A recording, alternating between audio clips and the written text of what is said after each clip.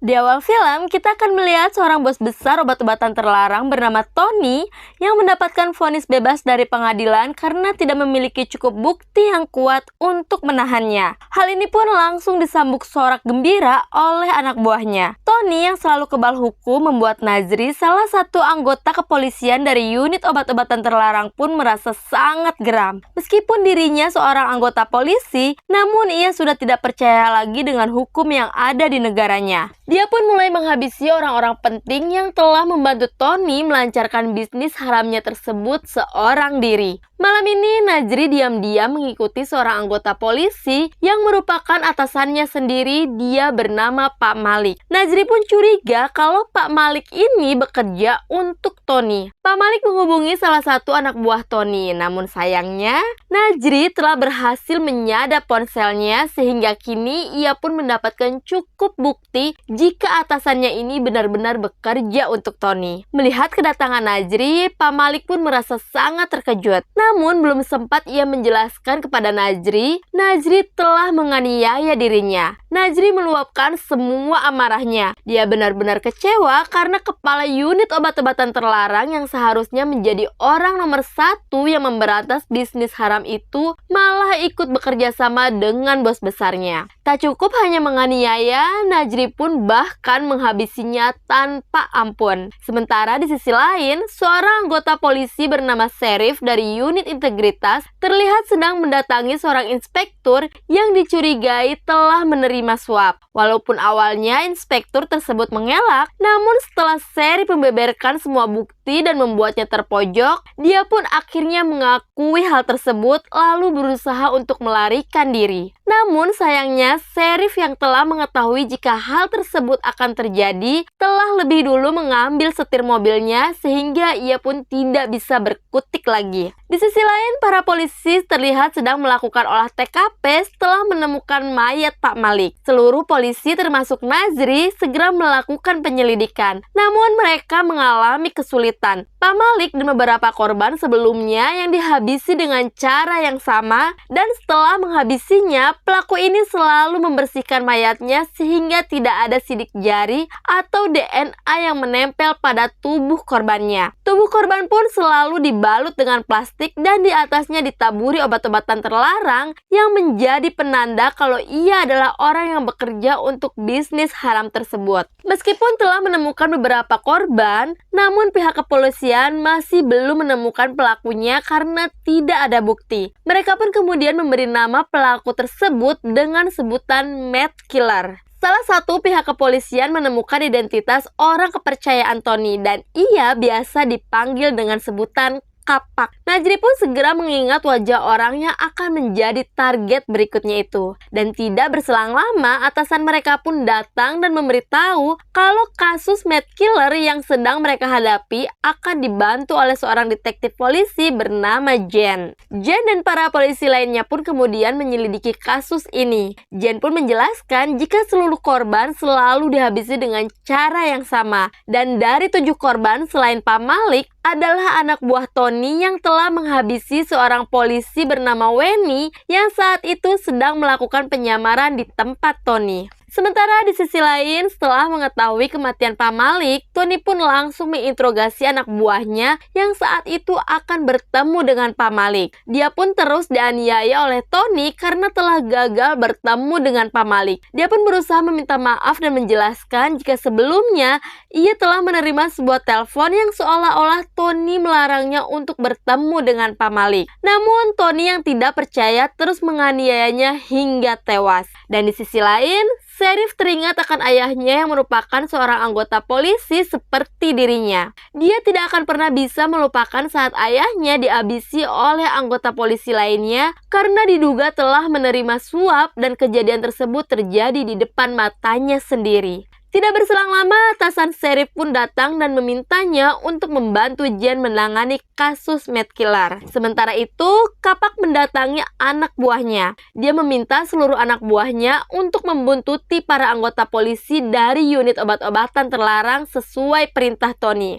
Setelah memberikan identitas dan alamat para polisi tersebut, Kapak pun segera menyuruh anak buahnya untuk pergi. Namun salah satu anak buahnya yang bernama Daus meminta agar Kapak mengajak dirinya ke tempat Tony. Tidak ingin mengambil risiko, Kapak pun menolaknya dan menyuruhnya untuk pergi. Di sisi lain, Najri terus dihantui sosok Weni yang menyuruhnya untuk berhenti menjadi seorang mad killer. Di dalam mobil, Najri mengatakan kepada sang kakak jika banyak orang yang telah mendukung aksi mad killer karena semenjak kehadirannya, angka kejahatan obat-obatan terlarang menurun drastis. Namun, sang kakak yang seorang anggota polisi juga menjelaskan jika apa yang telah mad killer lakukan tetaplah salah karena ia telah menghilangkan nyawa seseorang. Seharusnya para penjahat tidak dihabisi seperti itu melainkan diadili secara hukum. Namun Najri kembali bertanya, jika memang hukum di negaranya ditegakkan dengan benar, lalu kenapa Tony dan anak buahnya selalu bisa lolos dari hukum?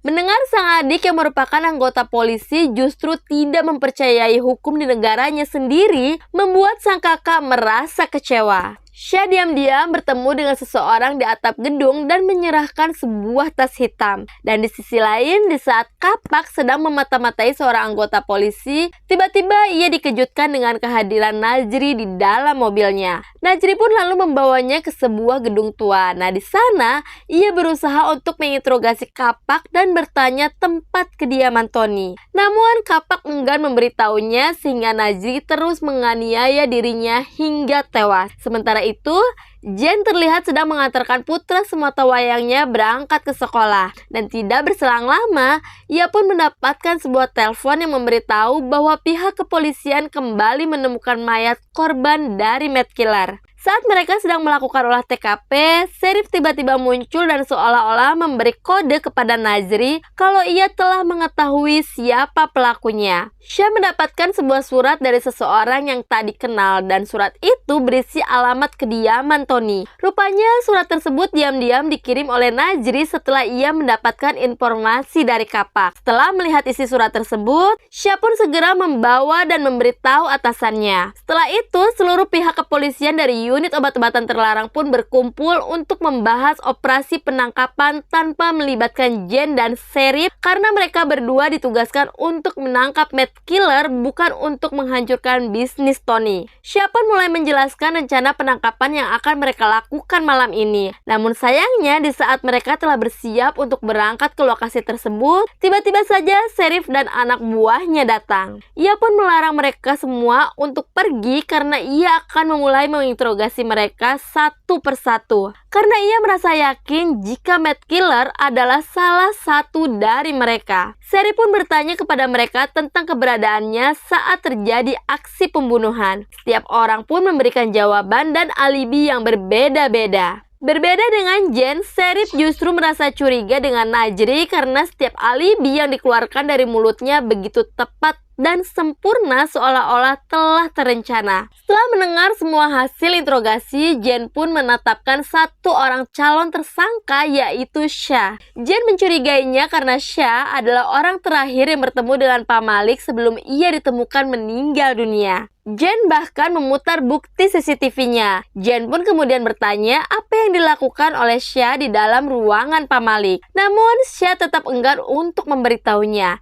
Dan setelah itu, Serif pun menyuruh semua orang untuk membubarkan diri. Namun para polisi dari unit obat-obatan terlarang tetap menjalankan rencananya untuk melakukan operasi penangkapan Tony. Di dalam mobil, Najri kembali bertanya apa yang sudah dilakukan oleh Syah di ruangan Pak Malik. Namun Syah enggan membahas masalah tersebut. Setelah sampai di lokasi, mereka pun langsung menjalankan aksinya sesuai dengan rencana. Namun sayangnya, Tony beserta anak buahnya telah lebih dulu melarikan diri. Mereka pun merasa sangat kesal kepada Serif karena gara-gara dia mereka gagal menangkap Tony dan anak buahnya. Namun tiba-tiba saja mereka mendengar suara dari sebuah ruangan. Mereka pun segera memeriksa ruangan tersebut dan alangkah terkejutnya karena ternyata Serif dan anak buahnya lah yang ada di sana. Kepala unit meminta agar Sheriff tidak ikut campur urusan mereka. Sementara di sisi lain, Tony terlihat sedang menghubungi informannya. Dia pun mengungkapkan kekesalannya karena informannya tersebut dinilai lambat untuk memberikan informasi tentang operasi penangkapan tersebut. Alhasil, ia pun harus mengalami banyak kerugian. Farouk menceritakan tentang keluarga Sheriff kepada Najri. Dia merasa curiga kalau Sherifflah orang yang telah memberikan informasi kepada Tony. Mengingat ayahnya yang tersandung kasus suap, besar kemungkinan kalau Sheriff pun akan melakukan hal yang sama. Naga tiba-tiba menghampiri mereka dan mengatakan kalau ia merasa curiga pada Sheriff yang sejak pagi bolak-balik terus ke kamar mandi. Dan saat Sheriff kembali ke kamar mandi, mereka pun segera mengikutinya secara diam-diam. Melihat Sheriff sedang menghisap sebuah serbuk di tangannya, tanpa pikir panjang, Najri pun langsung menyegrapnya. Bahkan Najri sempat beberapa kali mengayunkan tendangan dan juga pukulan kepada Sheriff sambil meluapkan amarahnya. Najri benar-benar gak menyangka kalau Sheriff, seorang anggota polisi integritas, adalah seorang pecandu obat-obatan terlarang. Mereka pun kemudian membawa Sheriff ke sebuah ruangan. Dan di dalam ruangan tersebut, Najri dan teman-temannya terus meluapkan amarah dan menekan Sheriff. Namun tidak berselang lama kemudian, Jen pun datang dan membawa hasil tes dari serbuk tersebut. Dan ternyata serbuk tersebut adalah sejenis obat ibuprofen penghilang sakit kepala. Mendengar hal tersebut, Sheriff pun hanya bisa tertawa sambil mengejek mereka semua. Sheriff pun kemudian menjelaskan jika kasus medkiller ini sangat rumit sehingga membuatnya merasa pusing. Maka dari itulah dia membutuhkan obat tersebut. Dan jika ia mengkonsumsi obat tersebut dengan cara dihisap, itu akan membantunya untuk cepat kembali pulih. Sheriff pun kemudian menyuruh mereka semua untuk keluar dari ruangan kecuali Najri karena ia ingin berbicara secara pribadi dengannya. Sheriff menjelaskan kalau dia sengaja melakukan hal tersebut hanya untuk melihat siapa orang yang akan menangkap dirinya. Dan ia melihat Najri sangat antusias. Najri pun memberikan alasan kalau itu memang sudah tugasnya sebagai polisi unit obat-obatan terlarang. Dan ia sangat menyayangkan Sheriff melakukan hal tersebut karena akan membuat orang berpikir buruk tentangnya. Namun, Sheriff kemudian mengatakan dengan tegas kalau seburuk-buruknya polisi adalah yang telah melanggar etika. Polisi yang menerima suap dan yang lebih buruk lagi adalah polisi yang juga menjadi seorang pembunuh.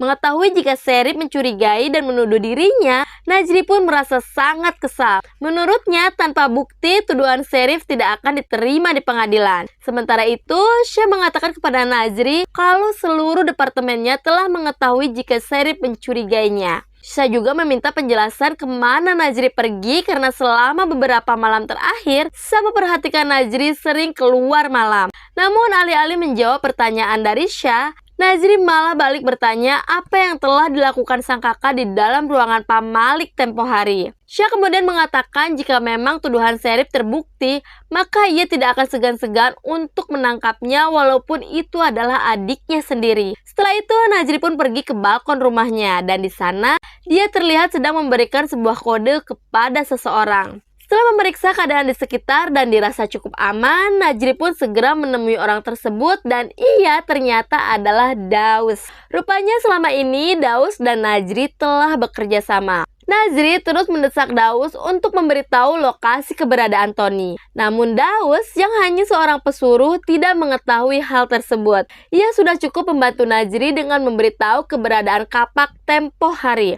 Daus meminta Najri untuk menghentikan aksinya sebagai medkiller setelah memakan 9 orang korban. Daus pun merasa takut jika sampai Tony mengetahui pengkhianatannya, ia pasti akan dihabisi, sementara Najri pasti hanya akan dipenjara saja. Daus juga memperingatkan Najri kalau keberadaan Sheriff yang tiba-tiba muncul dan lokasi Tony yang telah berubah itu pasti ulah seseorang dari departemennya yang diam-diam ternyata bekerja sama dengan Tony. Daus pun akhirnya memutuskan untuk berhenti membantu Najri, namun Najri meminta membantunya untuk terakhir kalinya. Dengan sangat terpaksa, Daus pun akhirnya mengikuti keinginan Najri. Sementara di sisi lain, Tony dan kelompoknya terlihat sedang menikmati hasil dari bisnis haramnya tersebut. Terlihat banyak sekali uang yang ia dapatkan dan itu membuatnya sangat senang. Sheriff memanggil Najri ke sebuah ruangan. Di sana, Sheriff meminta Jen untuk memutar sebuah video yang berisi tentang kasus dari polisi yang bernama Weni.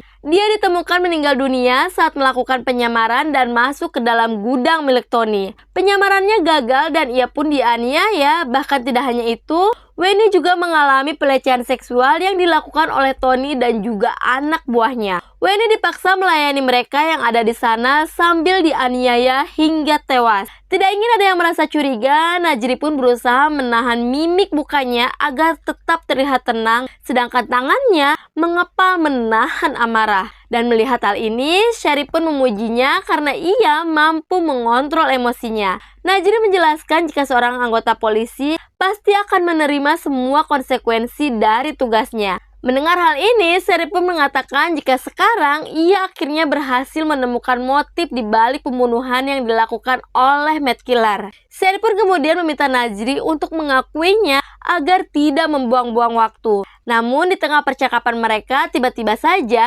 Naga memberitahu informasi kalau Matt Killer kembali melakukan aksinya. Mereka pun kemudian pergi menuju TKP. Dan di sana Najri kembali bertanya kepada Sheriff apakah setelah ini ia tetap menuduhnya sebagai Matt Killer. Belum sempat ia menjawab, tiba-tiba seorang anggota polisi memberi informasi tentang keberadaan seseorang yang dianggap sebagai Matt Killer. Tanpa membuang waktu, Sheriff pun segera menuju lokasi tersebut dengan mengendarai sepeda motor. Sedangkan Najri dan yang lainnya membuntuti menggunakan mobil.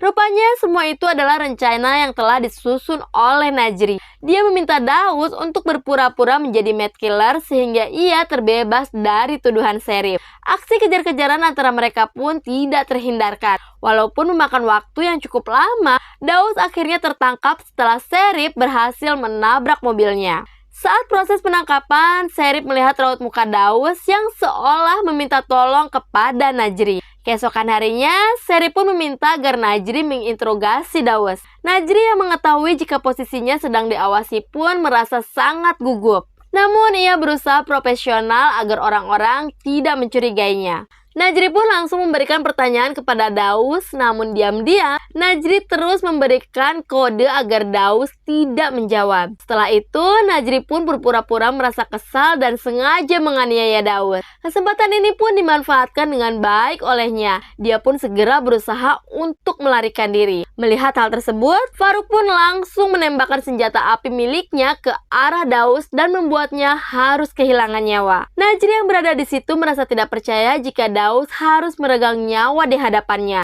Akibat dari perbuatannya, Farouk pun akhirnya diskor. Sementara itu di kediaman Tony, dia yang awalnya merasa jika Matt Killer telah merusak bisnisnya, justru membuat keuntungannya bertambah. Semua itu dikarenakan Tony menghentikan sementara produksi obat-obatan terlarang tersebut dan para pengedar pun merasa kesulitan untuk mendapatkan barangnya, sehingga harganya menjadi melambung tinggi. Namun yang menjadi masalah untuknya saat ini adalah para pengedar yang banyak berhenti beroperasi karena takut dengan Matt Killer. Dan untuk mengatasi masalah tersebut, Tony pun akhirnya menyuruh anak buahnya untuk memberikan barang haram tersebut kepada anak-anak yang ia culik. Dan setelah anak-anak tersebut menjadi ketergantungan, maka ia pun akan dipaksa untuk mengedarkannya. Dan tentunya, Matt Killer tidak akan tega menghabisi anak-anak sehingga bisnisnya bisa berjalan lancar. Di sisi lain, Sheriff mengurung anak buahnya di dalam penjara untuk membuktikan kalau ia tidak akan membuntuti para polisi tersebut. Ia pun kemudian mengatakan kalau DNA Daus menempel pada tubuh korban. Jadi memang ia yang telah menghabisinya.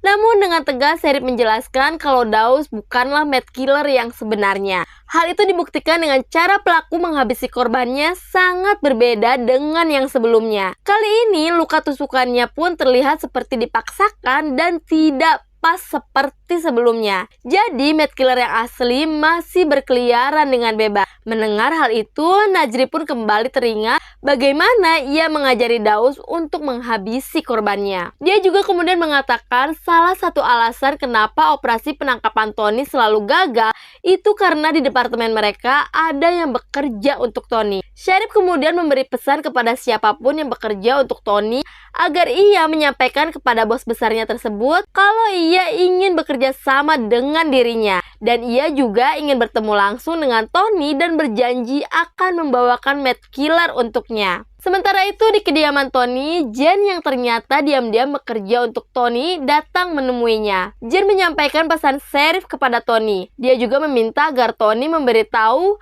siapa anak buahnya yang bekerja di Departemen Obat-obatan Terlarang. Hal itu ia lakukan agar bisa mempermudah pekerjaannya. Jen kemudian mengungkapkan kecurigaannya kepada Sha. Namun ia belum mendapatkan bukti. Dan setelah mendengar penjelasan Jen, Tony pun mengatakan agar Jen tidak main-main dengannya. Karena kalau sampai anak buahnya yang lain sampai mengetahui Jen berkhianat, maka ia akan menghabisi putranya. Setelah itu, Tony pun menyuruh anak buahnya untuk kembali membawa Jen pergi.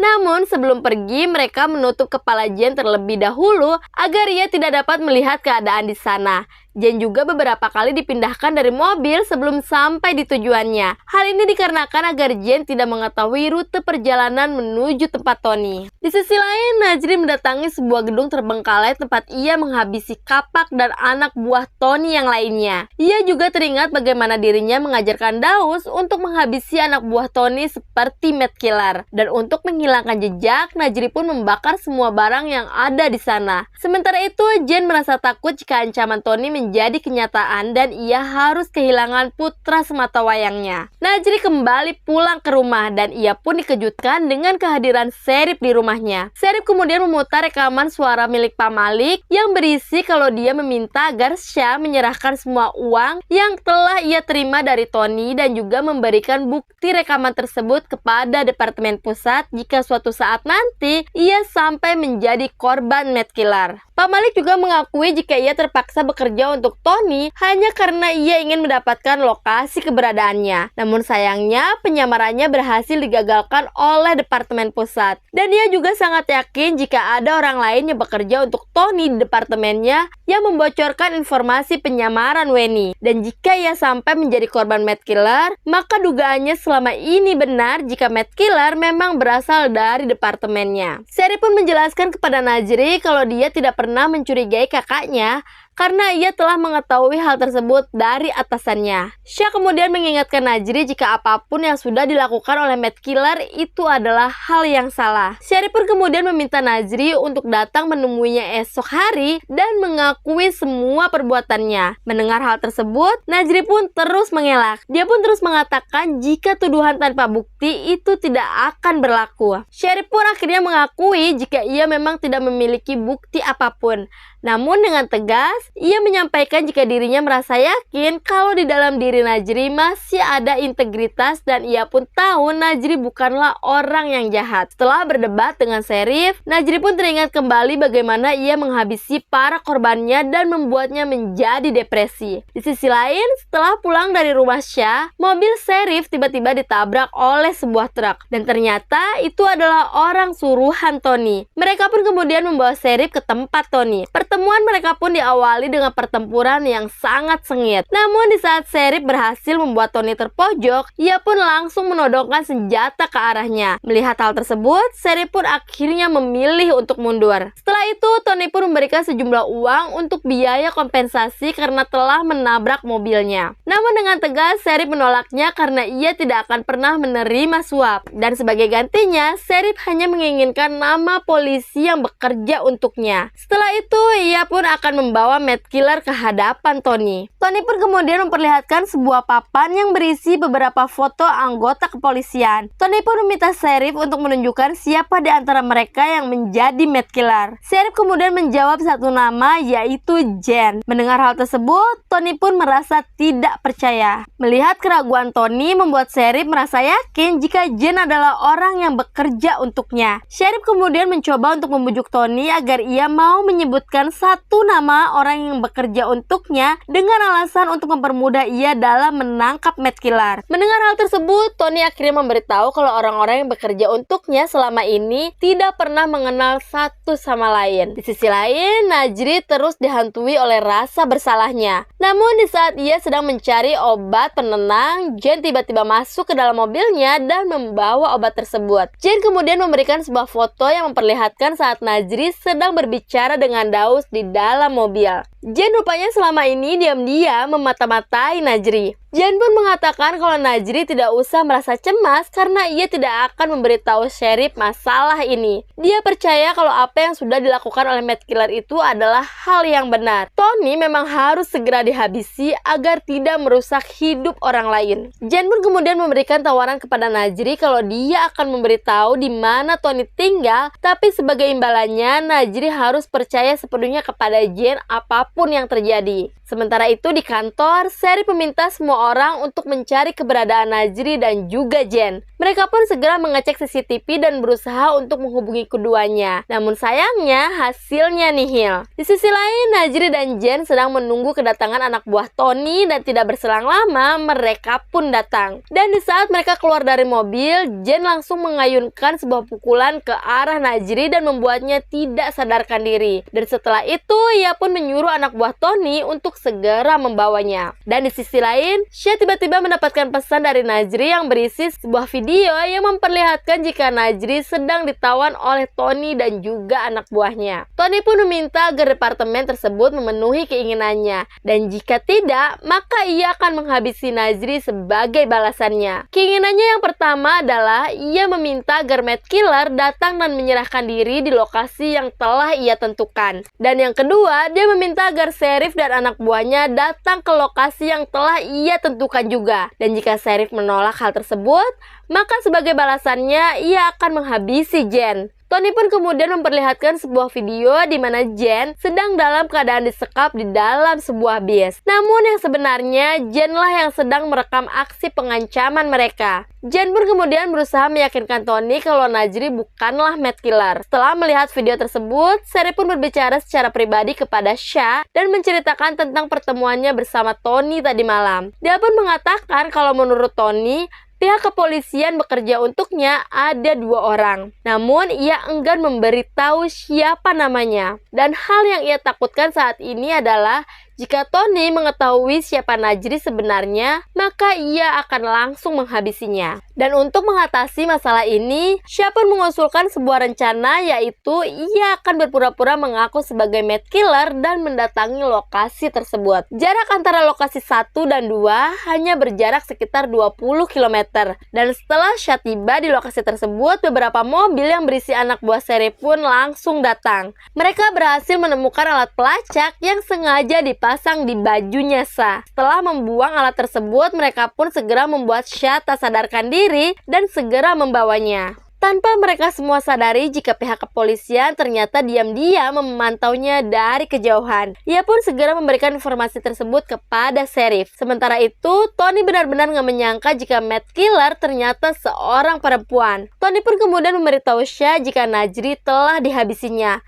Mendengar hal tersebut, Shea pun marah, namun ia tidak dapat melakukan perlawanan. Melihat kemarahan Shea, Tony kemudian mengatakan jika ia pun sama dengan dirinya merasa marah melihat Matt Killer telah menghabisi semua anak buahnya. Dan di sisi lain, Sheriff dan anak buahnya akhirnya sampai di sebuah lokasi yang diduga menjadi tempat penyekapan Jen. Namun begitu salah satu pihak kepolisian masuk ke dalam mobil untuk membebaskan Jen, dia ternyata hanya melihat satu orang pria yang telah dipasangi bom di seluruh tubuhnya. Dan tidak berselang lama, mobil tersebut pun meledak begitu saja. Dan setelah mobil tersebut meledak, barulah anak buah Tony keluar dari persembunyiannya dan langsung menghabisi para anggota kepolisian. Baku tembak di antara mereka pun tidak dapat terhindari. Dan di sisi lain, Jen diam-diam membebaskan Najri dan memberinya sebuah senjata. Mengetahui kalau Jen adalah orang yang bekerja untuk Tony, Najri pun langsung meluapkan amarahnya. Namun dengan cepat, Jen mengatakan kalau Najri harus percaya padanya seperti kesepakatan mereka di awal. Ia pun menjelaskan kalau ia terpaksa melakukannya karena tidak mau kehilangan anaknya. Dan Najri bisa melakukan apapun padanya, tapi setelah ia menghabisi Tony terlebih dahulu. Di saat Tony sedang mengancam Shea, tiba-tiba saja pihak kepolisian pun datang dan langsung mengepung mereka. Karena ternyata Shea diam-diam telah menelan alat pelacaknya sehingga pihak kepolisian pun bisa dengan mudah menemukan keberadaannya. Aksi baku tembak antara pihak kepolisian dan Tony CS pun tidak terhindarkan. Bukan hanya di lokasi Tony saja, bahkan di lokasi Sheriff berada pun aksi tembak di antara keduanya masih berlangsung dengan sengit. Najri terus membuntuti Tony hingga akhirnya dia berhasil berhadapan langsung dengan Tony, musuh terbesar dalam hidupnya. Perkelahian di antara keduanya pun tidak terhindarkan. Sementara itu, Shea tanpa sengaja menemukan beberapa orang anak korban penculikan. Nah, bahkan beberapa di antaranya ada yang mengalami overdosis akibat obat-obatan terlarang. Shea pun segera menolong dan membebaskan mereka semua. Dan di sisi lain, Tony yang sudah terpojok berusaha memberikan penawaran kepada Najri. Jika ia sampai menghabisinya, maka anak buahnya akan terus memburu ia dan juga kakaknya sampai mereka bisa membalaskan dendamnya. Namun, jika Najri membebaskannya saat ini, maka ia akan memberikannya sejumlah uang yang ia inginkan. Namun, dengan tegas, Najri langsung menolaknya dan segera memberitahu kalau ia adalah mad killer yang selama ini telah menghabisi semua anak buahnya. Tony pun kemudian mengatakan kalau seandainya ia harus mati pun saat ini, ia tidak akan pernah merasa menyesal karena telah terlebih dahulu menodai Wenny. Mendengar hal itu, Najri pun semakin bertambah marah. Hingga akhirnya ia pun menghabisi Tony tanpa ampun. Sementara itu, Jen terus mengincar Shea. Diam-diam ternyata ia ingin menghabisi Shea. Namun di saat Jen akan menjebak Shea, Najri telah lebih dulu menodongkan senjatanya kepada Jen. Najri merasa sangat marah dengan pengkhianatan Jen dan rencananya untuk menghabisi sang kakak. Tapi tiba-tiba saja Shea muncul dan meminta Najri untuk mengangkat tangannya. Najri mencoba menjelaskan jika Jen adalah orang yang selama ini telah bekerja untuk Tony dan juga berencana untuk membunuhnya. Namun Jen mencoba membela diri dengan mengatakan kalau Najri mengalami depresi dan ia berhasil membuktikannya dengan menemukan obat penenang di dalam mobilnya. Dia juga mengaku kalau keterlibatannya dengan Tony adalah bagian dari penyamaran dan Sheriff telah mengetahuinya. Mendengar hal itu, Najri terus meyakinkan Shea untuk mempercayainya dan mengabaikan perkataan Jen. Namun dengan tegas Shea mengatakan kalau dia sudah tidak percaya lagi kepada sang adik karena telah membohonginya selama ini. Melihat Shea dan Najri sedang berdebat, Jen pun tidak membuang-buang waktunya dan langsung mengambil kembali senjatanya. Namun sayangnya Najri yang melihat hal itu langsung menembakkan senjatanya ke arah Jen. Melihat aksi Najri, sang kakak pun dengan terpaksa akhirnya menembakkan senjatanya dan membuat Najri kehilangan nyawa. Dan di saat Shea menodongkan senjatanya ke arah Jen, Farouk yang berada di belakang Shea langsung menembakkan senjatanya sehingga Shea tak sadarkan diri. Farouk diam-diam ternyata adalah salah satu orang yang selama ini telah bekerja untuk Tony. Namun sayangnya setelah ditolong oleh Farouk, Jen justru menghabisinya. Dan di saat Sheriff dan anak buahnya datang, hanya Jen satu-satunya orang yang selamat di tempat tersebut. Dan karena Jen berhasil memecahkan kasus mad killer dan menghabisi Tony CS, ia pun mendapatkan penghargaan dengan kenaikan pangkat. Naga dan Hong memberitahu Jen jika Shea selamat dan saat ini sedang dirawat di rumah sakit karena kondisinya kritis. Mendengar hal ini, Jen yang mengira Shea telah tewas pun merasa sangat terkejut. Dia pun segera pergi ke rumah sakit tersebut. Tidak ingin rahasianya terbongkar, Jen pun memasukkan racun ke dalam minuman milik Shea. Dan tidak berselang lama, Sheriff pun datang dan langsung menginterogasinya. Sheriff pun meminta penjelasan kepada Jen mengenai kwitansi pembayaran tempat anaknya sekolah yang ia temukan di tempat Tony. Namun Jen berusaha menyangkalnya dan kwitansi tersebut pun tidak bisa menjadi bukti yang kuat karena tidak ada nama ia ataupun anaknya. Setelah mendengar penjelasan Jen, Sheriff pun langsung menuduhnya dan mengatakan jika ia telah mengetahui maksud kedatangannya ke sini hanya untuk menghabisi Shea dan meracuninya dengan buah-buahan yang ia bawa. Mendengar hal itu, Jen pun tanpa rasa takut meminta Sheriff untuk mengecek sendiri buah-buahan tersebut ke laboratorium. Tidak putus asa, Sheriff kembali mengajukan pertanyaan. Kali ini, ia ingin Jen menebak apa warna pipa yang biasa digunakan oleh Tony.